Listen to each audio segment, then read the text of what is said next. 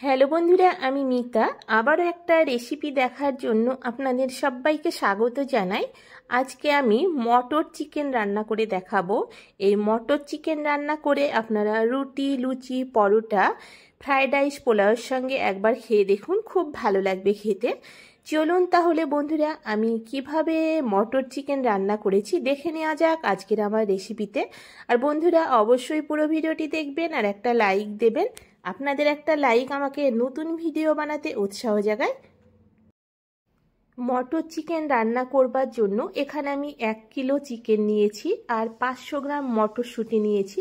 চিকেনটাকে হালকা গরম জলে অর্ধেকটা পাতিলেবুর রস দিয়ে আমি চিকেনটাকে ধুয়ে নিয়েছি। এইভাবে হালকা গরম জলে যদি লেবুর রস দিয়ে চিকেনটা ধুয়ে নেওয়া যায় তাহলে খুব সুন্দরভাবে পরিষ্কার হয়ে যাবে।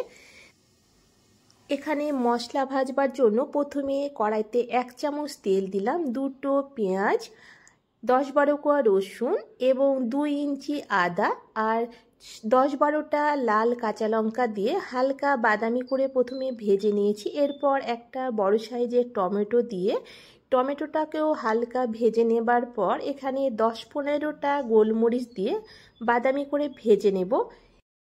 দেখুন এখানে মশলাগুলো বাদামি করে ভেজে নিয়েছি। এরপর নামিয়ে নিয়ে পুরোপুরি ঠান্ডা হবার পর এখানে বেটে নেব। দেখুন মশলাটা বেটে নিয়েছি। এইভাবে যদি মশলাটা বেটে চিকেন রান্না করা যায় তাহলে চিকেনের ফ্লেভারটা খুব ভালো লাগবে খেতে।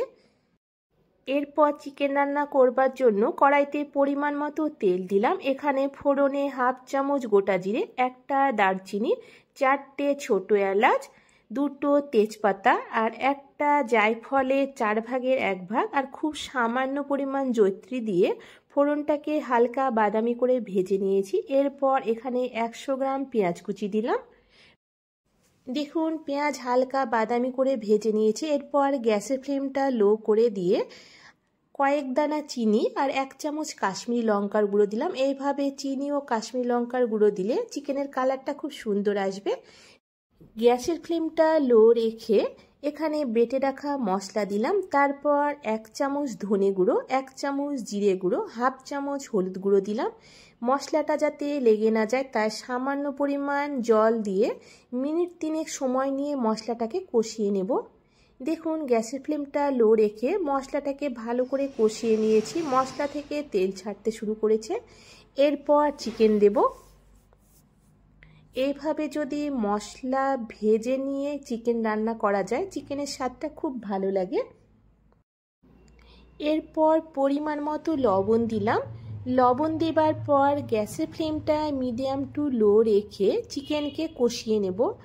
এই রান্নাতে আমি আলাদা করে কোনো জল ব্যবহার করব না, যেহেতু মিডিয়াম টু লো হিটে চিকেন রান্না করব তাই চিকেন খুব তাড়াতাড়ি সেদ্ধ হয়ে যাবে। দেখুন মিনিট 5-6 সময় নিয়ে চিকেন কষিয়ে নিয়েছি। এরপর লো হিটে ঢাকা দিয়ে রাখবো। দেখুন এখানে আমি প্রথমে 5 থেকে 6 মিনিট ঢাকা দিয়ে রেখেছিলাম। চিকেন থেকে দেখুন অনেকটাই জল ছাড়তে শুরু করেছে। এরপর নাড়াচাড়া করে আবারও ঢাকা দিয়ে দেব। এইভাবে আমি ঢাকা দিয়ে 10 থেকে 15 মিনিট চিকেনকে কষিয়ে নেব। এইভাবে লো হিটে কষিয়ে নিলে চিকেন খুব সুন্দরভাবে সেদ্ধ হয়ে যাবে।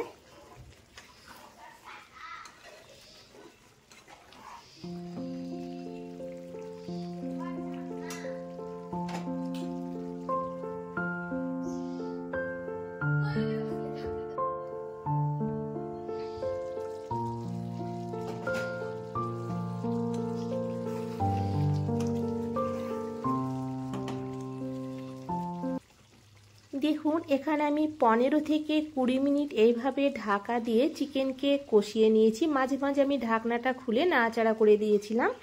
এরপর মটরশুঁটি দিলাম।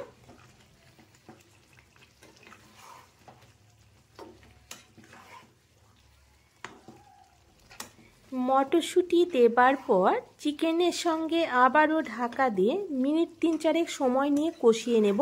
আর মটরশুঁটি খুব তাড়াতাড়ি সেদ্ধ হয়ে যায়।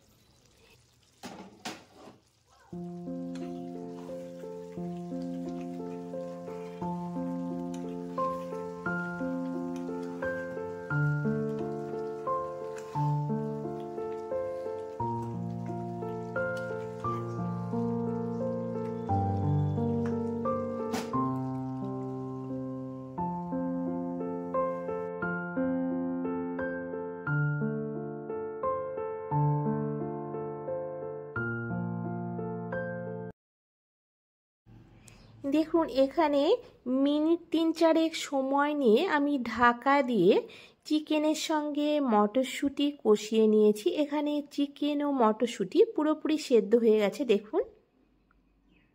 আর এই মটরশুঁটি দিয়ে চিকেন রান্নাতে ঝোল করলে ভালো লাগবে না, এইরকম মাখো মাখো গ্রেভিটা হলে খেতে খুব ভালো লাগে। এরপর এখানে 2 চামচ কসুরি মেথি দিলাম। আর কসুরি মেথি দেবার সময় এইভাবে হাতে একটু ঘষে দেবেন, তাহলে কসুরি মেথির ফ্লেভারটা চিকেনের ভেতরে যাবে, খেতে খুব ভালো লাগবে। 1 মুঠো ধনেপাতা কুচি দিলাম।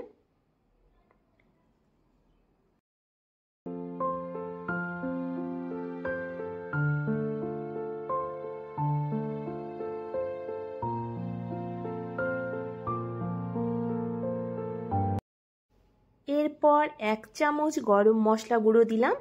গরম মশলা গুঁড়ো দেবার পর ভালো করে নাড়াচাড়া করে মিশিয়ে দেব।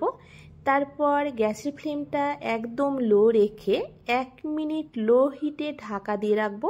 এইভাবে লো হিটে যদি 1 মিনিট ঢাকা দিয়ে রেখে দেওয়া যায় তাহলে চিকেনের ভেতরে গরম মশলা, কসুরি মেথি এবং ধনেপাতার ফ্লেভারটা যাবে, চিকেনটা খেতে ভালো লাগবে এবং চিকেনের কালারটাও খুব সুন্দর আসবে।